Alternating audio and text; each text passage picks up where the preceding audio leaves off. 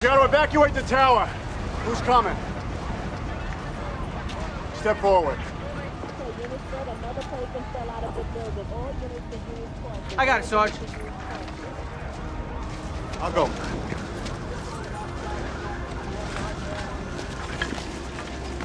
I'm with you, Sarge. All right. Follow me. Stay together.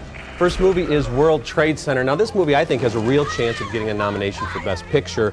I also believe at least two of the stars should be nominated for their acting. In perhaps the most conventional, straightforward movie of his career, Oliver Stone recreates the events of September 11, 2001, as experienced by two New York Port Authority officers who were summoned to the scene after the first tower was hit.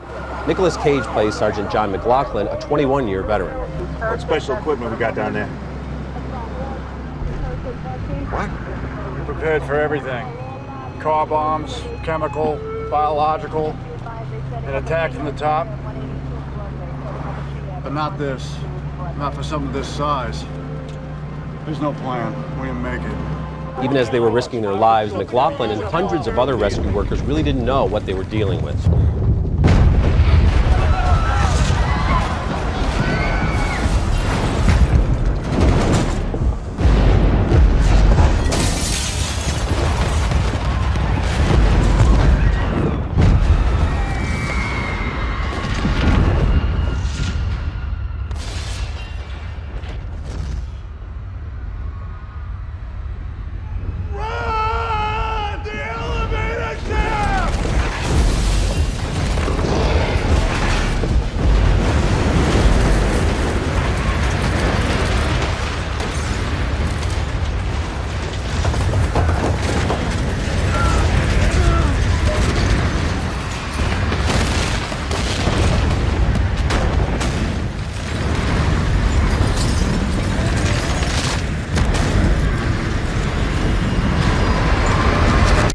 After McLaughlin and Michael Peña's Will Jimeno are trapped in the rubble, much of the focus shifts to their families.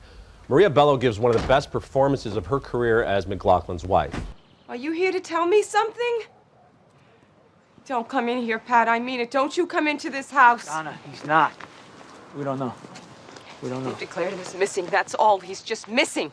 I think Bello deserves a Best Supporting Actress nomination, as does Maggie Gyllenhaal, who plays Peña's wife. Now, maybe you don't want to relive these events, even though this is actually an uplifting story about survival and about resilience in the face of a terrible horror. That's your choice, but you'll be missing what I think is one of the best films of the year, so for me, thumbs way up.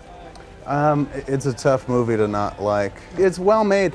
The thing that you walk away with, though, aside from like the incredible story, which I had not known going in, it's strange because you're sitting there watching this movie and you're like, I thought I saw Oliver Stone's name, but it doesn't feel like any Oliver Stone movie you've ever seen. Like, doesn't look like it. Nobody speaks like they do in an Oliver Stone movie. It's not shot like an Oliver Stone movie. It's a pretty straightforward telling, and if you took his name out of the mix, like, you would never know that. You know, it's interesting you mentioned that. I think there's one kind of strange shot. One of the guys has this sort of hallucination of Jesus with a water bottle. That's the closest thing. Which is very Oliver Stone-esque. And then I was reading about this, Kevin. That guy actually had that, you know, vision of that. So even the one strange kind of a Stone-esque touch, if you will, is based on the fact. Totally, and we got to give props to Nicolas Cage, who, for the first time in I don't know how many years, gives the most believable and subdued performance I've seen him give in a movie.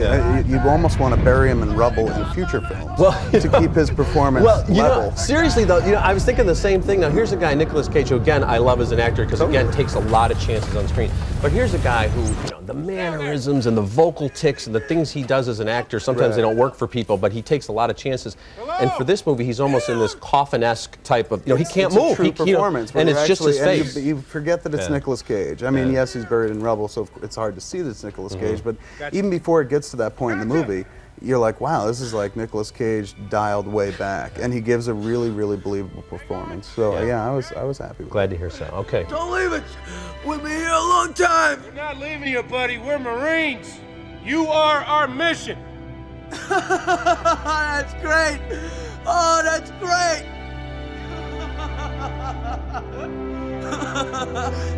The Marines are. Oh, can you believe that?